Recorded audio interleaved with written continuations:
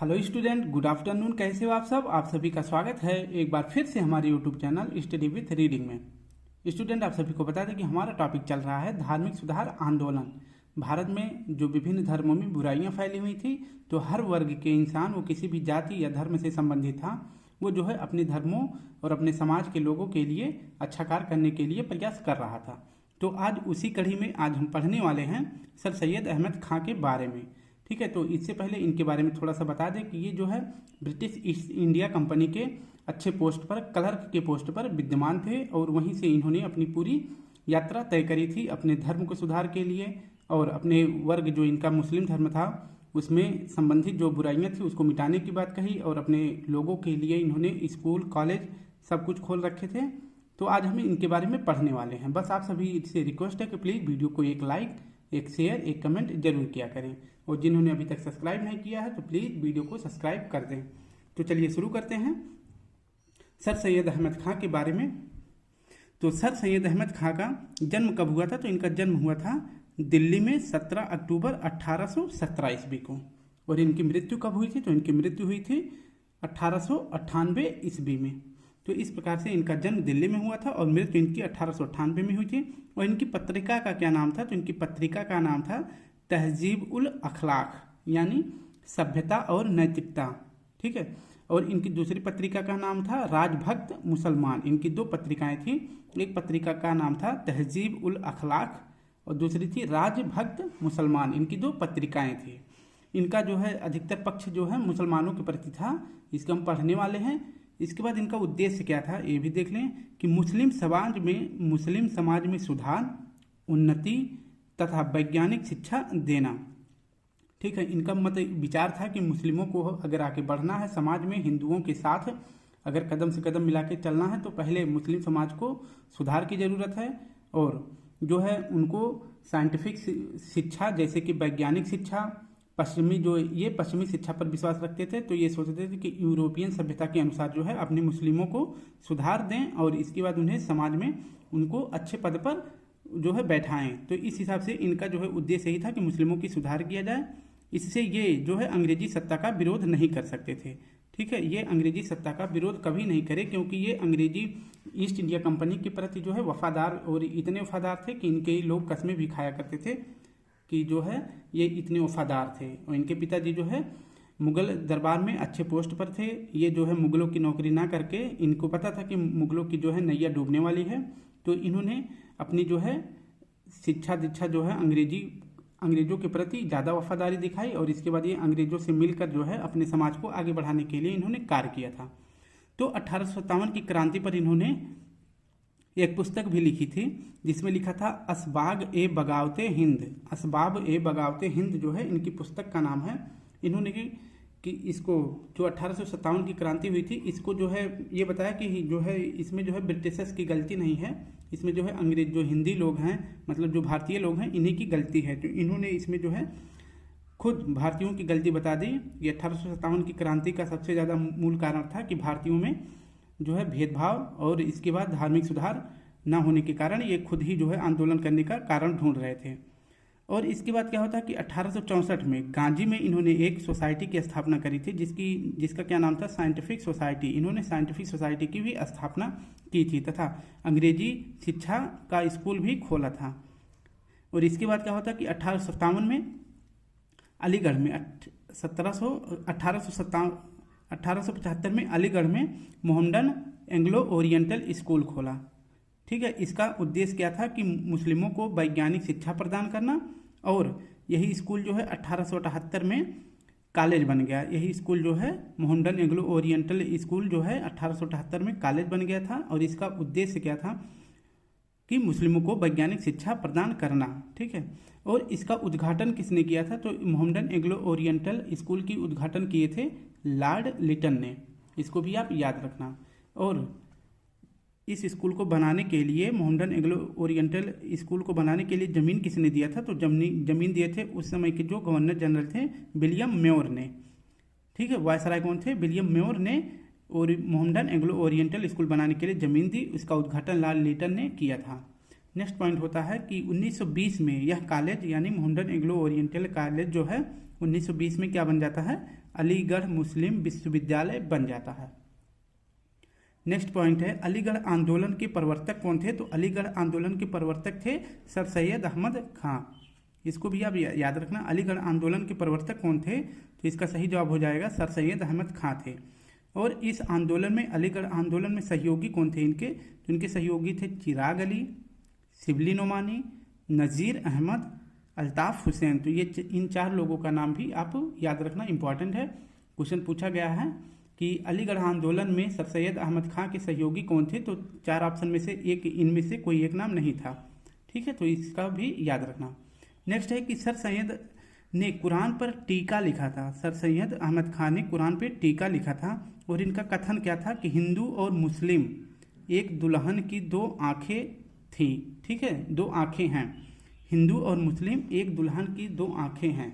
ये इतना विश्वास तो हिंदू और मुस्लिम की एकता में रखते थे, लेकिन इनका ये मतलब ये थोड़े दूरदर्शी टाइप के इंसान थे। तो ये सोचते थे कि अगर जो है जब एक ना एक दिन तो अंग्रेज भारत से चले ही जाएंगे तो मुसलमानों का क्या होगा, ये सोचकर जो है ये मुस्लिमों को जो है शिक्षित करना चाहते थे और इन्हें समाज में हर एक पोस्ट पे आगे मतलब बढ़ाना चाहते थे, क्योंकि इनको पता था कि मुस्लिमों की आबादी कम है हिंदुओं की अपेक्षा। तो इसलिए ये जो है चाहते थे कि अच्छे पोस्ट पे हो और इसके बाद जो है अपने भी धर्म सुधार को आगे लेकर चलें। इसी हिसाब से इन्होंने 1885 में जो भारतीय राष्ट्रीय कांग्रेस की स्थापना हुई थी उसका इन्होंने विरोध किया था। ठीक है, तो भारतीय राष्ट्रीय कांग्रेस की जो स्थापना हुई थी इसका विरोध किया था, क्योंकि इनको लग रहा था कि ये जो है सिर्फ हिंदुओं की पार्टी है, इसमें मुसलमानों के लिए कोई जगह नहीं है। फिर इसके बाद क्या होता कि 1886 में बनारस के राजा शिव प्रसाद के सहयोग से इंडियन पेट्रियाटिक सोसाइटी की स्थापना की। 1886 में बनारस के राजा शिव प्रसाद के सहयोग से इंडियन पेट्रियाटिक सोसाइटी की स्थापना भी की थी, इसको याद रखना। नेक्स्ट है 1886 में ही मुस्लिम शिक्षा सम्मेलन की स्थापना की। मुस्लिम शिक्षा सम्मेलन की स्थापना किसने की थी, तो सर सैयद अहमद खान ने 1886 ईस्वी में। नेक्स्ट है कि 1887 में इन्होंने इंपीरियल लेजिस्लेटिव काउंसिल के सदस्य बने। सर सैयद अहमद खान जो है इंपीरियल लेजिस्लेटिव काउंसिल के सदस्य कब बने थे, तो ये बने थे 1887 में, इसको भी आप याद रखना। नेक्स्ट है 1887 में राष्ट्रीय कांग्रेस का स्थापना मद्रास में हुआ, जिसके अध्यक्ष बदरुद्दीन तैयब थे। ये जो है आप याद रखना कि 1887 का जो राष्ट्रीय कांग्रेस का अधिवेशन हुआ था मद्रास में, उसके अध्यक्ष कौन थे, तो बदरुद्दीन तैयब जी थे। नेक्स्ट है 1888 में सर सैयद अहमद खान को नाइटहुड की उपाधि दी गई थी, इसको भी याद रखना। तो 1888 में सर सैयद अहमद खान को नाइटहुड की उपाधि दी गई थी और 1888 में ही ये कांग्रेस के विरोध में यूनाइटेड इंडियन पेट्रियाटिक सोसाइटी की स्थापना की थी। कांग्रेस के विरोध में इन्होंने कौन सी सोसाइटी की स्थापना की थी, तो यूनाइटेड इंडियन पेट्रियाटिक सोसाइटी की स्थापना भी की थी। और इन्होंने विरोध किसका किया था, पीरी मुरीद प्रथा का। ठीक है, नेक्स्ट देखते हैं अब आधुनिक शिक्षा में स्त्रियों के पढ़ने का इन्होंने विरोध किया था। ठीक है, इसको याद रखना कि इतने पढ़े लिखे होने के बावजूद ब्रिटिश ईस्ट इंडिया कंपनी में कलर के पोस्ट पे मतलब ये तैनात थे, अपना काम अच्छे तरह से कर रहे थे, ईमानदार थे, फिर भी इनका जो विचार था वो कहीं ना कहीं थोड़ी सी गलत ही थी। आधुनिक शिक्षा में इन्होंने स्त्रियों के पढ़ने का विरोध किया और पर्दा प्रथा का व बहुविवाह जैसी कुरीतियों का इन्होंने समर्थन किया था। मतलब पर्दा प्रथा और बहुविवाह जैसी कुरीतियों का इन्होंने समर्थन किया था तथा स्त्रियां नौकरी करें इसका भी इन्होंने विरोध किया था। ये आप देख सकते हैं कि जो है इनकी मानसिकता कैसी थी। ये अच्छे इंसान थे लेकिन जो है स्त्रियों के प्रति इनका विचार अच्छा नहीं था। अब हम देख लेते हैं कि उसी कड़ी में मुसलमानों ने धार्मिक सुधार आंदोलन में एक और व्यक्ति होते हैं, आज हम इनके बारे में पढ़ने वाले हैं कि मिर्जा गुलाम अहमद। मिर्जा गुलाम अहमद जो है इनका जन्म कब हुआ था, तो इनसे क्वेश्चन पूछा गया है टीजीटी पीजीटी में। तो मिर्जा गुलाम अहमद का जन्म हुआ था 1839 ईस्वी में और इनकी मृत्यु कब हुई थी, तो 1908 ईस्वी में। मिर्जा गुलाम अहमद जो है ये अहमदिया आंदोलन से संबंधित थे। ठीक है, ये कह सकते हैं आप इसके संस्थापक थे। अहमदिया आंदोलन के संस्थापक कौन थे, तो मिर्जा गुलाम अहमद थे। और अहमदिया आंदोलन कहाँ शुरू हुआ था, तो यह पंजाब में शुरू हुआ था। 1889 में जो है कब शुरू हुआ था? तो 1889 में। अहमदिया आंदोलन कहाँ शुरू हुआ था? पंजाब में। और कब शुरू हुआ था? तो 1889 ईस्वी में। इसी अहमदिया आंदोलन को क्या कहते हैं? कादियानी आंदोलन भी कहते हैं। इसको आप याद रखना। नेक्स्ट है कि इसका उद्देश्य क्या था? अहमदिया आंदोलन का उद्देश्य था इस्लाम के सच्चे स्वरूप की स्थापना करना चाहते थे। अहमदिया आंदोलन इसीलिए चलाया गया था कि इस्लाम के सच्चे स्वरूप की स्थापना करना ये चाहते थे। नेक्स्ट है कि मिर्जा गुलाम जो है खुद को कृष्ण का अवतार और पैगंबर कहा। मिर्जा गुलाम ने खुद को जो है कृष्ण का अवतार और पैगंबर कहा। और यह बात कब इन्होंने कही थी? तो यह बात कही थी 1904 ईस्वी में। इसको आप याद रखना। ठीक है, अब नेक्स्ट पॉइंट देखते हैं। इनकी पुस्तक का क्या नाम है? इनकी पुस्तक का नाम है बहरीन ए अहमदिया। आप इसको भी ऐसे याद कर सकते हैं। इनका आंदोलन और इनकी पुस्तक सब इनके नाम से मैच कर रहे हैं। जैसे मिर्जा गुलाम अहमद, अहमद इनके नाम के लास्ट में पड़ता है, तो अहमदिया इनके आंदोलन में है। और इनकी पुस्तक में भी क्या नाम है? अहमदिया। तो इससे इनका सब कुछ क्लियर हो रहा है। बस आप इनके बारे में याद रखना कि अहमदिया आंदोलन को कादियानी आंदोलन भी कहते हैं। और यह कहाँ शुरू किया गया था? पंजाब में। और कब शुरू किया गया था? तो 1889 ईस्वी में। और इन्होंने खुद को ही क्या कहा है? तो कृष्ण का अवतार और पैगंबर कहा है। ये बात आप ही याद रखना। एक और टॉपिक पढ़ लेते हैं बस एक व्यक्ति के बारे में, इसके बाद हम टॉपिक खत्म करने वाले हैं बस। मोहम्मद अल वहाब। मोहम्मद अल वहाब जो है ये वहाबी संप्रदाय का उदय, ठीक है। इनका संबंध किससे होता है? तो इनका संबंध होता है वहाबी संप्रदाय से, ठीक है। वहाबी संप्रदाय का उदय कहाँ हुआ था? तो वहाबी संप्रदाय का उदय हुआ था अरब में। अरब कंट्री है, वहाँ पे वहाबी संप्रदाय का उदय हुआ था। और भारत में जो है वहाबी संप्रदाय के संस्थापक कौन माने जाते हैं? तो ये माने जाते हैं मोहम्मद अल वहाब।